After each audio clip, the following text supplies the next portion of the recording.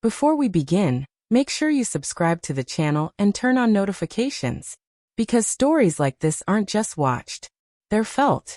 If you've ever had one small, ordinary moment quietly change the direction of your life, without warning, without permission, then this story is for you. Now let's begin. The office had fallen into that rare kind of silence that only appeared after a long day finally gave up.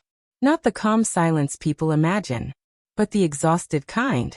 The kind that lingered after deadlines were met, after conversations ended mid-sentence, after ambition drained the last bit of energy from everyone who worked there. Most of the overhead lights were already off. Entire sections of the floor sat dim and hollow, cubicles frozen in time like abandoned thoughts. The faint glow from computer screens cast long shadows across the carpet, and somewhere in the distance, a printer hummed like it hadn't yet realized the day was over. Daniel sat alone at his desk.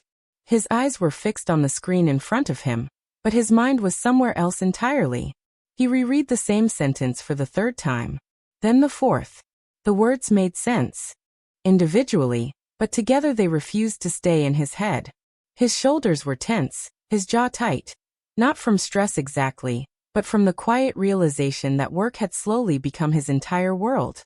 He didn't notice the time, didn't notice the way the office had emptied, didn't even notice the subtle shift in the air, that feeling you get right before something changes, until he felt it.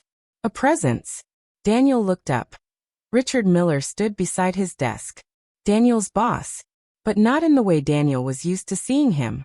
Richard already had his coat on. His tie was loosened. His keys rested loosely in his hand, catching the soft light. His expression carried a polite, tired smile, the kind that didn't belong to authority, but to someone who was simply done for the day, done being in charge, done making decisions, done holding everything together. Daniel straightened immediately. Old habits kicked in before thought did. Before Daniel could ask if something was wrong, or if he'd missed an email or deadline, Richard spoke. And he didn't sound like a boss. He sounded human. He mentioned casually that his wife's car had broken down earlier that afternoon. Said it the way someone might mention the weather. Not dramatic, not urgent. Just inconvenient. Then he added that she was waiting downstairs. And finally, almost carefully, he asked, "Would you mind driving her home?" Richard raised his hands slightly, as if to soften the request. "It's on the way," he said lightly. "Only if it's not a problem." The words landed heavier than they should have. Not because the favor was difficult. Not because Daniel didn't have time. But because it felt personal. Work was rarely personal. Daniel hesitated. Just for half a second. Long enough to feel the weight of it. Short enough that Richard didn't notice. "Of course," Daniel said quickly. "No problem at all." Richard's shoulders relaxed in visible relief. Daniel shut down his computer, slid his bag over his shoulder, and followed him toward the elevator. As they walked, Richard talked. About the long day. About meetings that stacked into meetings. About how grateful he was for the help. Daniel nodded, listened, responded when appropriate. But somewhere between the quiet hallway lights and the slow ding of the elevator doors, a strange pressure formed in his chest. He couldn't explain it. Didn't even try. The elevator descended smoothly, humming softly as it carried them downward. When the doors opened into the underground garage, a cool wave of air rushed in, carrying the faint scent of concrete, rain, and oil. And that's when Daniel saw her. Emily Miller stood near a silver sedan.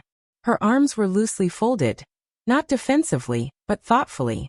Her posture was calm, composed, like someone who had learned patience not by choice, but by necessity. She wasn't checking her phone. She wasn't pacing. She was simply waiting. Daniel noticed her immediately, not because she was striking in an obvious way, but because she felt real, different from the polished versions he'd seen briefly at company events. Those quick smiles, rehearsed conversations, and polite nods exchanged over catered food. There was no performance here. No forced warmth. Just presence. Richard introduced them properly this time. Emily smiled and thanked Daniel for helping. Her voice was gentle, steady, unprotected. Richard checked his watch, pressed the car keys into Daniel's hand, and excused himself without hesitation. No instructions. No warnings. Just trust. And suddenly Daniel wasn't just holding keys. He was holding responsibility. They got in. The doors closed. And the silence settled almost immediately.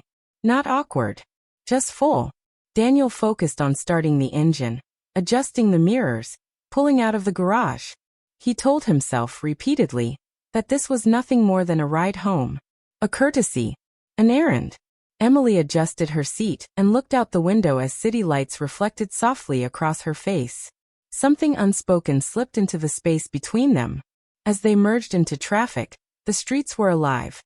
Horns in the distance, people crossing intersections, headlights blurring past. But Emily broke the silence first. She thanked him again and mentioned how the day had gone longer than expected. Daniel responded easily. Late nights are normal lately. And without planning it. Without effort. The conversation skipped over small talk entirely. They talked about long hours.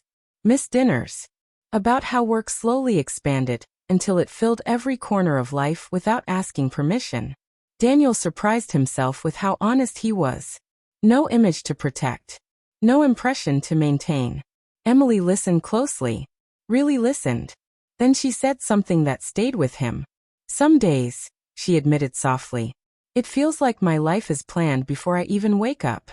Daniel understood that sentence too well. At a red light, he glanced over without thinking. Emily was already looking at him. Not curious. Not judging. Just present. The moment passed quickly. But the tension it left behind was unmistakable. Not uncomfortable. Just real. The light turned green. The city moved again. But Daniel felt more awake than he had in months outside the car. Time slowed.